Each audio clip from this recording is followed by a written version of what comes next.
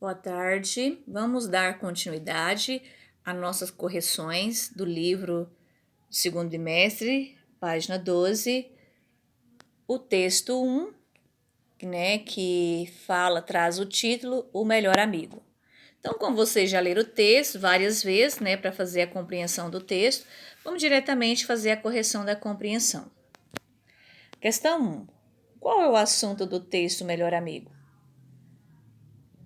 Olha a resposta mais cabível.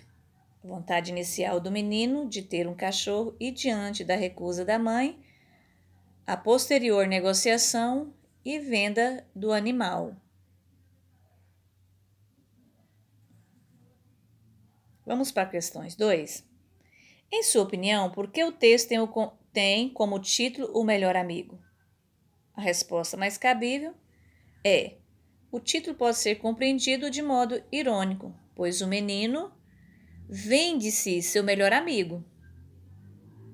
Fato que nos pode fazer questionar se era possível existir uma amizade verdadeira entre o menino, e seu cão. Ou seja, entre o menino e cão. Se há uma amizade verdadeira, por que vender o seu melhor amigo? Mas a resposta mais cabível seria essa.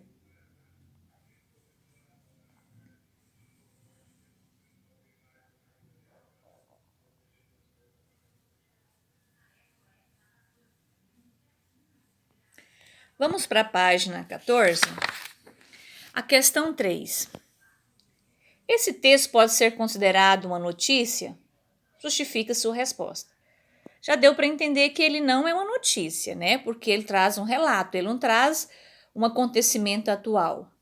Então, não, é um relato pessoal de um acontecimento que não é atual.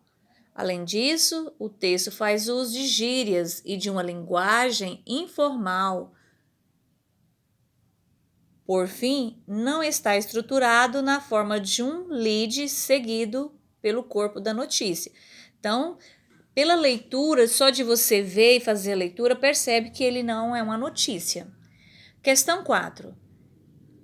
Em uma sequência narrativa, as ações obedecem a uma determinada ordem. Os fatos abaixo estão fora da disposição dada pelo autor. Numere-os para compor a sequência dos eventos narrados. Então, aqui, lá no texto, segue uma sequência cronológica dos acontecimentos. E esses acontecimentos estão aqui nesse quadro. Alguns acontecimentos. O fato, só que não está na ordem cronológica. Você vai colocar de acordo com o texto. Então, já deu para ver a resposta. 4, 7, 3, 6, 8, 1, 5, 2. Foi a sequência de acordo com o texto, Primeiro, o menino chega em casa com um cachorrinho nas mãos. E assim sucessivamente. A última, que seria a oitava, o menino volta para casa contente porque conseguiu vender o cachorro. Acertaram? Parabéns. 5. Relê o seguinte trecho da narrativa. Sabia que não adiantava, ela já chamava o filhote de isso. Qual o sentido do termo destacado? Qual o termo que está sendo destacado? Isso. Então, a mãe se refere-se ao filhote com o termo isso. Quando ela fala, ela chamava de isso, quem ela chamava de isso? O cachorro, ou seja, o filhote, Então, resposta mais cabível.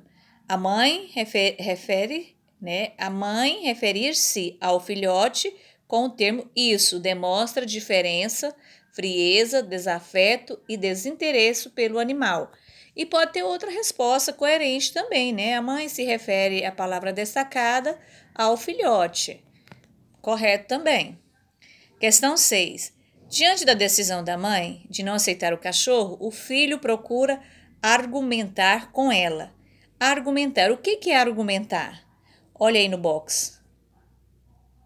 É apresentar fatos, ideias, razões lógicas, provas, etc., que ajudem a convencer alguém de algo, apresentar ideias em conflitos com outros, discutir, disputar,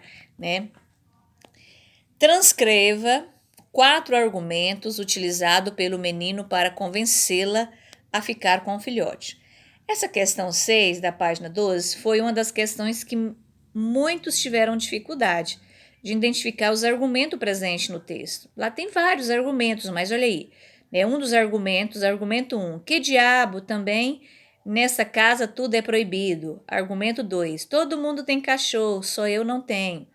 Argumento 3, também de hoje em diante eu não estudo mais, não vou mais ao colégio, não faço mais nada. Argumento 4, meu melhor amigo não tem mais ninguém nessa vida, ou seja, né, todos esses argumentos, né, estão presentes lá no texto. Não é nada criado, é lá do texto. Você teria que voltar no texto, fazer uma boa leitura para entender esses argumentos. Ok? Quem não acertou, faça a correção, por favor. Vamos para a página 15. Página 15. Questão 7. O narrador revela só as ações dos personagens, mas também tem alguns casos, os personagens deles, em alguns casos, os pensamentos deles, ou seja, transcreva um trecho do texto que sirva de exemplo para essa afirmação. Transcrição.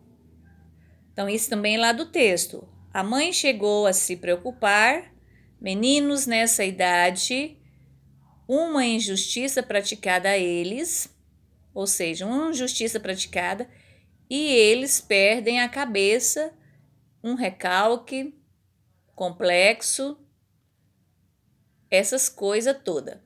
Então, esse é o argumento da mãe.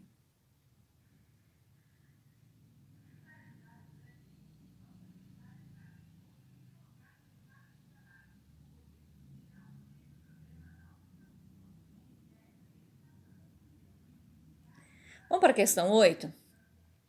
No diálogo com o filho, a mãe mostra firmeza em sua decisão. Em um determinado momento da discussão, ela usa a frase sua alma, sua palma, que é um provérbio. Que relação de sentido esse provérbio estabelece? Então, o que é um provérbio? Olha o box aí de lado. É uma frase curta, geralmente de origem popular e de autor desconhecido, rica em imagens que resume de uma maneira figurada um contexto, a realidade, respeito da realidade ou uma regra social ou moral. Então, o que ela quis dizer? Sua alma é sua palma. Quer dizer que se o menino desobedecesse, ele ia ter uma consequência, ela poderia dar um castigo, ela poderia, né, dar umas palmadas, etc. Olha a resposta mais cabível do livro. Esse provérbio é utilizado para dar uma ideia de relação entre uma desobediência e uma consequência. No texto, o filho teima com a mãe em fazer algo que ela não aprova e por isso ela diz que o menino poderá sofrer as consequências. Então, essa seria uma resposta mais cabível, né? Vamos para a questão 9. Desenvolva com a ajuda dos colegas e do professor uma explicação clara e objetiva para os provérbios ou ditados populares abaixo. A questão A, ou seja, né, a letra A. A pressa é inimiga da perfeição. O que isso quer dizer? A pressa é inimiga da perfeição. Nesse caso aqui, nós temos, pode ter N argumentos para essa questão. A pressa é inimiga da perfeição, quer dizer, tudo que você faz correndo pode sair imperfeito. Tudo que você faz correndo, com pressa, afobado, dificilmente você vai conseguir fazer um bom trabalho, né? Então, a resposta mais cabível aqui poderia ser, né, a necessidade de paciência para continuar um objetivo. Quando se está afobado, dificilmente se consegue fazer um bom trabalho. A outra, a letra B. Cada macaco no seu galho. O que quis dizer esse aqui? Né? Ou seja, a ideia de que cada um deve cuidar do seu espaço sem invadir o território alheio, não dar opinião a aqueles, né? Ou seja, não dar opinião sem que ela seja solicitada, não intrometer onde não for chamado. Tudo isso pode ser a resposta, né? Olha aí para você ver.